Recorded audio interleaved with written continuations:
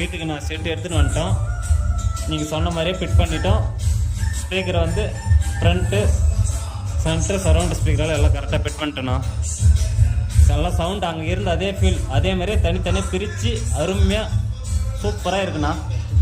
சப்பு எல்லாமே நல்லா பக்காவே இருக்குண்ணா. சாங் ப்ளே பண்ணுறோம் பாருங்கண்ணா.